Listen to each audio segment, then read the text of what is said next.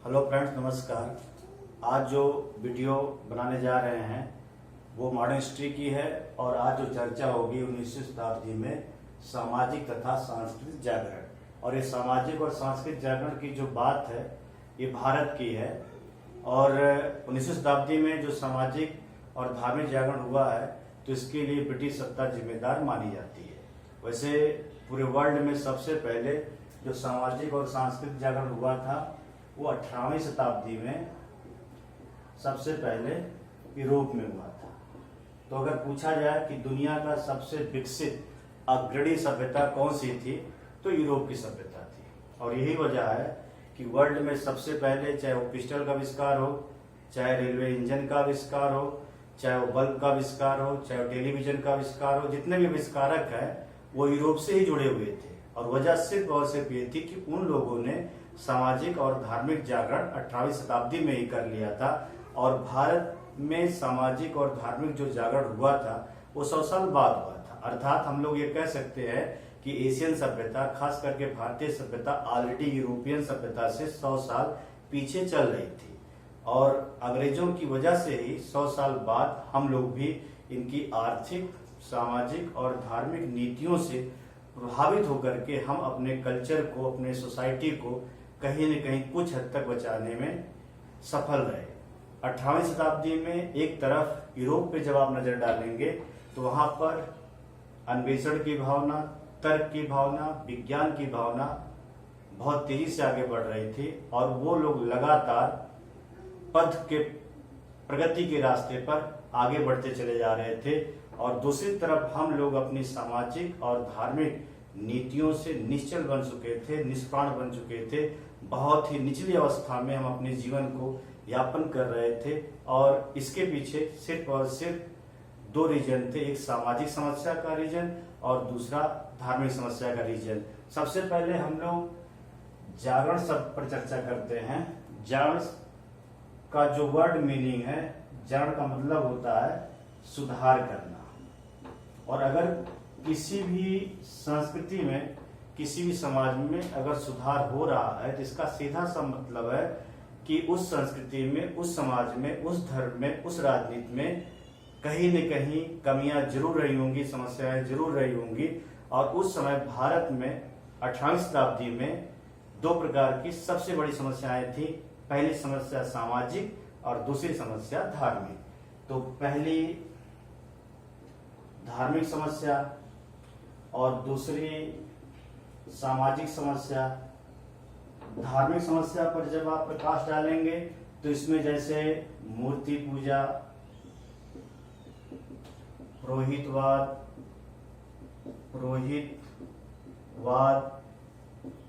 अवतारवाद, ये कहीं न कहीं भारत के इतिहास को कमजोर कर रहा था। और सामाजिक समस्या में जैसे सती प्रथा, बाल विवाह,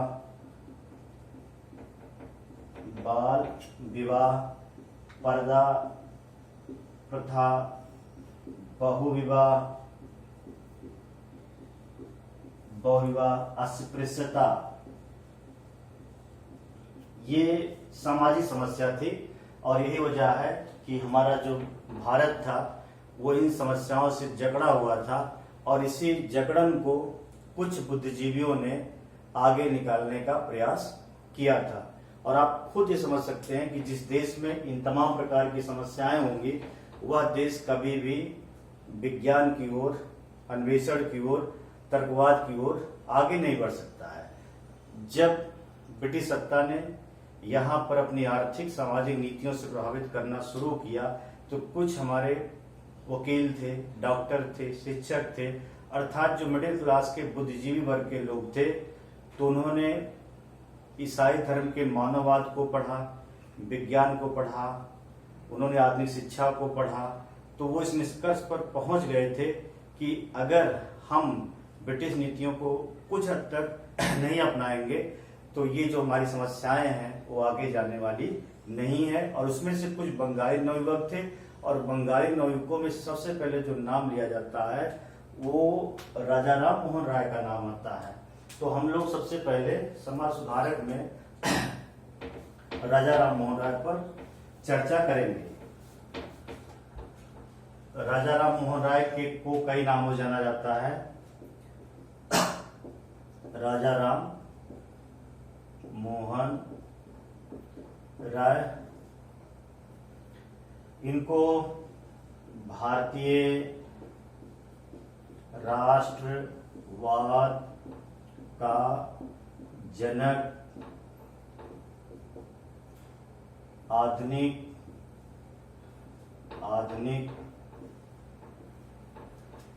भारत का पिता, और तीसरा अतीत तथा भविष्य के मध्य सेतु स्थापित करने वाला बताया जाता है। इनका जो जन्म हुआ था 22 मई 1772 ईस्वी में बंगाल के हुगली जिले के राधानगर में हुआ था। और ये शुरुआत में ईस्ट इंडिया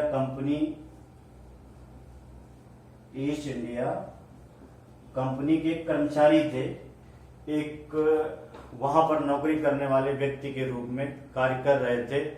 और इनके विषय में कहा जाता है कि ये फारसी के, अरबी के बड़े विद्वान थे, संस्कृत के भी विद्वान थे, हिब्रू भाषा के भी विद्वान थे, अर्थात इनको कई भाषाओं का ज्ञान था। इन्होंने गीता का भी अध्ययन किया था, इन्होंने बाइबल का भी अध्ययन किया था, इन्होंने कुरान का भी अध्ययन किया था। तो ये कहीं न कहीं कुछ हद तक हिंदू धर्म से भी प्रभावित थे, कुछ मामले में ईसाइयों से भी प्रभावित थे, कुछ मामलों में ये इस्लाम से भी प्रभावित थे। और एक पूरा समग्र अध्ययन करके इन्होंने अपने आत्मविश्वास को जगाया और जागरूकता को लेकर के आगे बढ़े, तमाम कमियों को दूर किया। और जब लोग सामाजिक और धार्मिक समस्याओं को आगे बढ़े लेकर के और उसको उन लोगों ने दूर किया, तो भारत में एकता और अखंडता के जो चांसेस थे वो आगे निकल करके आए। तो इसमें सबसे पहले समाज को बदलने का जो प्रयास किया गया है वो राजा राम मोहन राय को ही क्रेडिट दिया जाता है। ऐसा कहा जाता है कि इन्होंने 1809 ईस्वी में राजा राम मोहन राय के बारे में कहा जाता है कि इन्होंने 1809 ईस्वी में फारसी भाषा में 1809 ईस्वी में फारसी भाषा में तुफात उल मुहाविद्दीन नामक पुस्तक की रचना की थी। तुफात उल मुहाविद्दीन जो पुस्तक थी ये फारसी भाषा में लिखी गई थी और इसको एकेश्वरवाद का उपहार कहा जाता है। और ये बात है 1809 ईस्वी की। और 1815 ईस्वी में राजा राम मोहन राय ने बंगाल में आत्मीय सभा की स्थापना की थी। अगर पूछा जाए कि इन्होंने आत्मीय सभा की स्थापना कहाँ पर की थी, तो बंगाल में किया था। इसके बाद इन्होंने 1820 ईस्वी में हिंदू उत्तराधिकार नियम नामक पुस्तक की भी रचना की। 1821 ईस्वी में बांग्ला भाषा में संवाद कौमुदी तथा फारसी भाषा में मिरातुल अखबार की रचना की थी।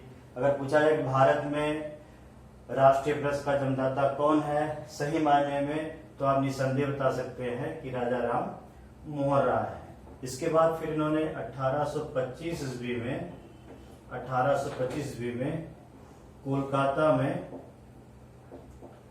कोलकाता में वेदांत कॉलेज की स्थापना भी की थी और 20 अगस्त 1828 ईस्वी को राजा राम मोहन राय ने ब्रह्म समाज की भी स्थापना किया था। और इस ब्रह्म समाज में राजा राम मोहन राय ने जैसे सती प्रथा को लेकर के आंदोलन चलाया, बहुविवाह का समर्थन किया, अवतारवाद का खंडन किया, पुरोहितवाद का खंडन किया, एकेश्वरवाद का प्रचार प्रसार किया। और राजा जी का मानना था कि सभी धार्मिक समस्याओं को दूर करने के लिए एक ईश्वर पर विश्वास करना चाहिए। जबरदस्ती पुरोहितवाद को जो थोपी गई उसकी व्यवस्था है उसको नहीं मानना चाहिए। और सती प्रथा एक तरीके से शास्त्रों द्वारा फैलाई गई एक आतंक की व्यवस्था है और सती प्रथा को दूर करने का प्रयास किया जाना चाहिए। और इन्होंने इसके लिए 1828 में आंदोलन भी किया था और इनके आंदोलन की वजह से ही 1829 में तत्कालीन जो गवर्नर जनरल थे उनका नाम था लॉर्ड विलियम बेंटिंग। तो लॉर्ड विलियम बेंटिंग ने 17वें अधिनियम के द्वारा सती प्रथा को दूर करने का प्रयास किया था। और 1817 ईस्वी में राजा राम मोहन राय ने कोलकाता में डेविड हेयर के प्रयासों से हिंदू कॉलेज की स्थापना भी की थी। तो कई संस्थाओं का निर्माण जो किया गया है वो राजा राम मोहन राय के द्वारा किया गया है। जैसे फारसी भाषा में तुफातुल मुहम्मदीन नामक पुस्तक की रचना, और 1820 और 21 में जैसे 2 समाचार पत्र किए थे, मिरातुल अखबार, संवाद कौमुदी। 1815 में आत्मीय सभा की स्थापना, 1825 में वेदांत कॉलेज की स्थापना, और जो इनकी सबसे महत्वपूर्ण संस्था थी उसको इन्होंने 20 अगस्त 1828 को ब्रह्म समाज की नाम से उसको स्थापित किया था। और इसमें सती प्रथा के लिए आंदोलन चलाया गया, पुरोहितवाद का विरोध किया गया, और जो भारत में कूप मंडूक की विचारधारा थी उस कूप मंडूक की विचारधारा को बाहर लाने का कार्य, सुधारने का जो एक प्रयास किया गया था, सफल प्रयास जो किया गया था। अर्थात आप कह सकते हैं कि राजा राम मोहन राय ने पूर्व तथा पश्चिम की व्यवस्था के बीच में जो एक नए पुल का निर्माण किया गया है वो इन्हीं के द्वारा किया गया है। क्योंकि इनका मानना था कि जो हमारी समस्याएं हैं उसको दूर किया जाए, जैसे जाति प्रथा है, अस्पृश्यता है, बहुविवाह है या छुआछूत है। और जब इसको हम दूर करेंगे तो हमारा जो कमजोर समाज है वो आगे बढ़ेगा। और अगर हम उनके तर्क को लेकर के आएंगे, उनको अंग्रेजी को लेकर आएंगे, उनके प्रशासन व्यवस्था को शामिल करेंगे, तो दूसरे की अच्छाइयों को अगर हम ग्रहण करेंगे और अपने बुराइयों को हटाएंगे तो हमारा समाज, हमारा धर्म, हमारा देश आगे निकल करके आएगा। और इसीलिए कहा भी जाता है कि राजा राम मोहन राय ने पूर्व तथा पश्चिम की व्यवस्था में एक नए पुल के रूप में इन्होंने कार्य किया था। और सुभाष चंद्र बोस जी ने इनको युगदूत की उपाधि दिया है। अगर पूछा जाए कि युगदूत की उपाधि देने वाला व्यक्ति कौन है तो आप बताएंगे सुभाष चंद्र बोस है। और जो इनको राजा जी की उपाधि दी गई है वो राजा जी की उपाधि जो दिया गया है वो तत्कालीन जो मुगल शासक थे उनका नाम था अकबर सेकंड। मुगल शासक थे तो मुगल शासक अकबर सेकंड ने 1830 ईस्वी में राजा की उपाधि दी थी। और इनके मुकदमे की सुनवाई के लिए ये इंग्लैंड में ब्रिस्टल शहर में गए हुए थे। और इंग्लैंड के ब्रिस्टल शहर में 1833 ईस्वी में राजा राम मोहन राय की डेथ हो गई। और राजा राम मोहन राय के मरने के बाद फिर ब्रह्म समाज का जो कार्यभार था वो द्वारिका नाथ टैगोर तथा पंडित रामचंद्र विद्या वगीस के हाथों में सौंप दिया गया। तो ब्रह्म समाज में उसके निर्माण में सबसे बड़ी जो भूमिका थी वो राजा राम मोहन राय की थी।